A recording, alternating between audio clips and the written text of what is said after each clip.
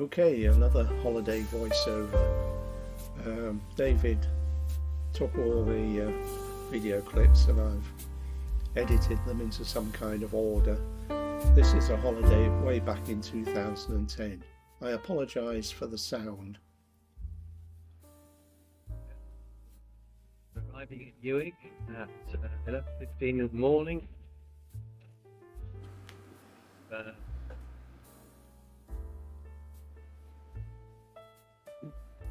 In the cafe in Uist, and Rod has found a bar, that's cream soda, and here he is enjoying. One of the very rare occasions when you'll see me with a smile on my face.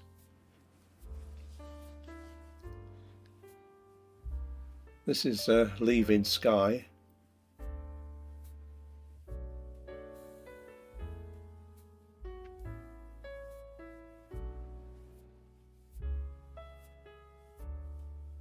On a very nice day for a change.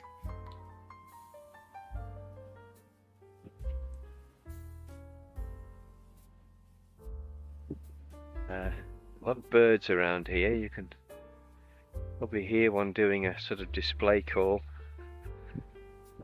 There's a lovely ripple on this loch, and very shortly you'll see Rod in the distance, who's dead keen and has got down to the loch in a rapid time. Obviously keen to catch anyway.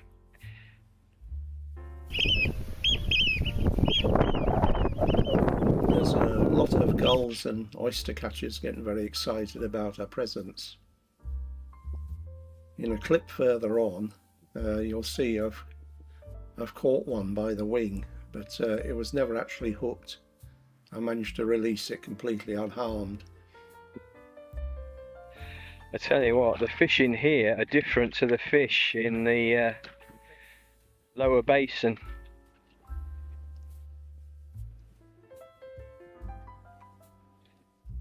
It's all right, Rod?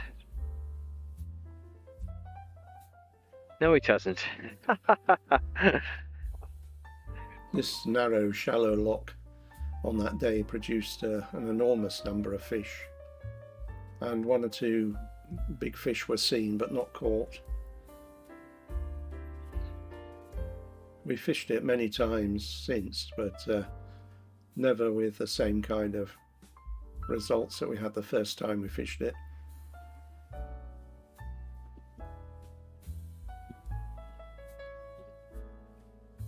Very well for a fish its size, isn't it? Yeah.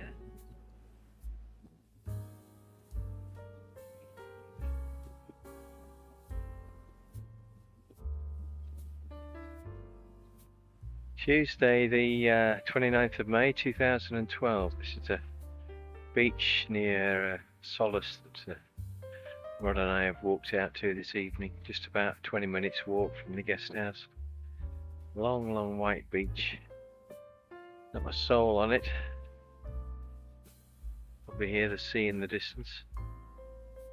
Absolutely stunning. There's mile after mile of beach like this in North Uist. Quite an interesting looking sort of sea pool down there. I think we'll go down and have a look at that. This is the edge of the pool, close to the sea.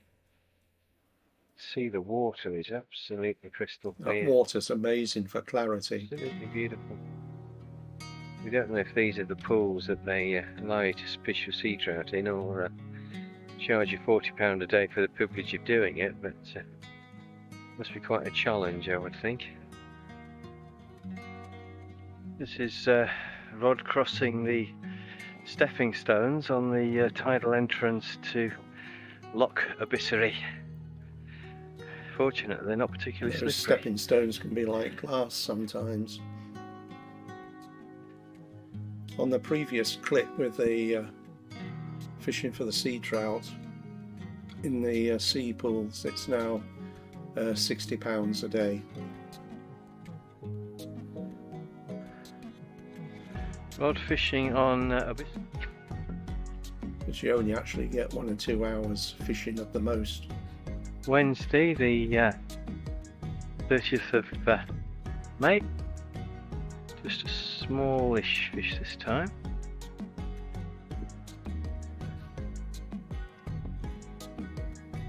That year it was an icy wind, but the sun was constantly there. Looks all right.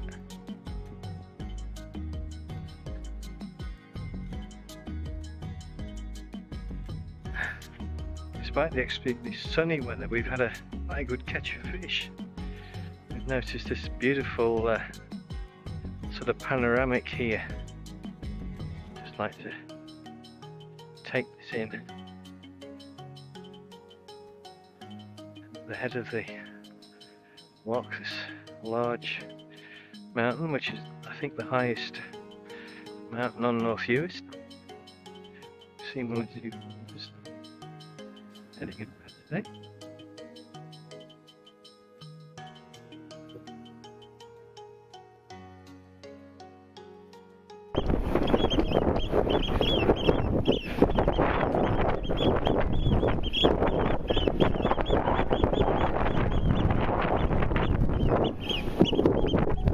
That's the oyster catcher away. Fishing today on the Uist salmon and sea trout You loch. can get an idea of what the wind's like. Fishing brown trout. Say new find. Anything I've seen. When you're fly fishing, at times with this kind of wind, it's a bit like trying to bang a nail in with a feather. It's really not the most suitable gear to use for the conditions, but it's a fly fishing only island, so that's what you use.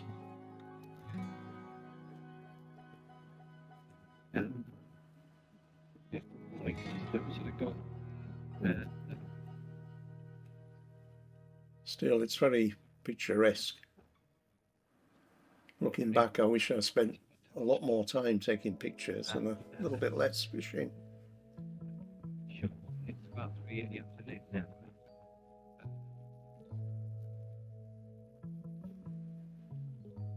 David manages to capture the sound of a corncrake, which is pretty hard to get. It's coming up in a moment.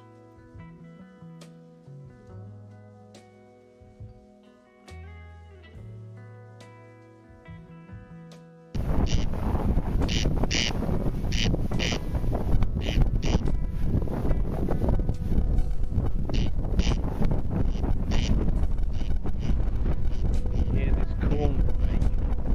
You can't see it, of course, but hopefully the viewers managed to pick up the sound it's making.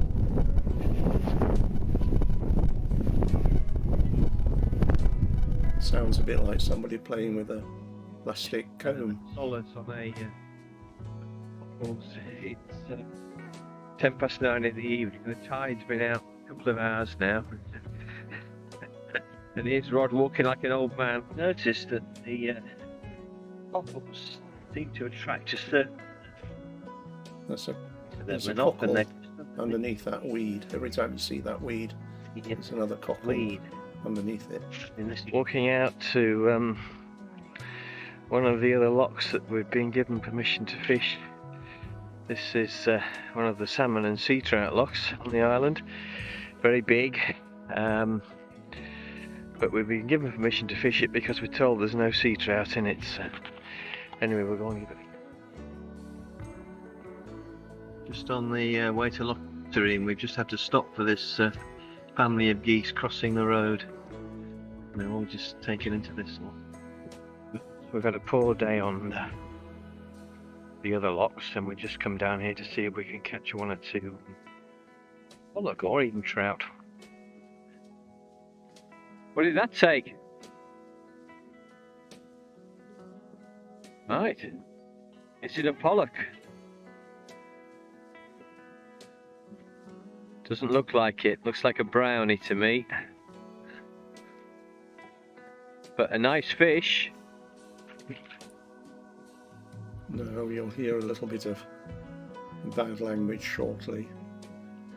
But we were attacked by this turkey going to a new bed and breakfast. The bird had the same personality as the landlady.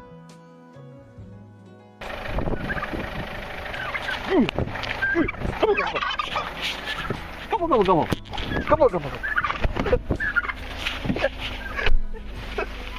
God, fucking thing. It's got its fucking tail up at me, you know. Look at it. Gonna fucking have you, mate.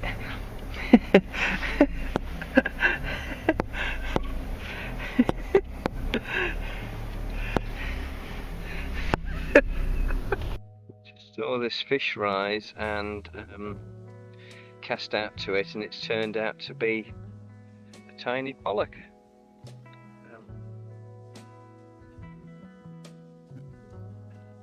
Very bright, very blustery. Notice the interesting sort of stack of rocks sticking out of the ground in the distance. This has brought back quite a lot of memories for me. I've enjoyed doing this. I hope you enjoy watching it. Our final day in North Uist, travelling to Lochs to get the ferry. It's 9:30 in the morning, and we get the ferry at 11:15 with tons of time, so we've stopped to make it a bit of the... So please subscribe or comment or...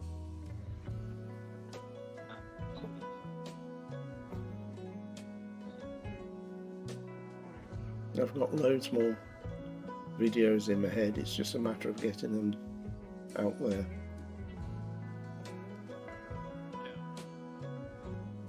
And they'll all have the same moronic deadpan commentary.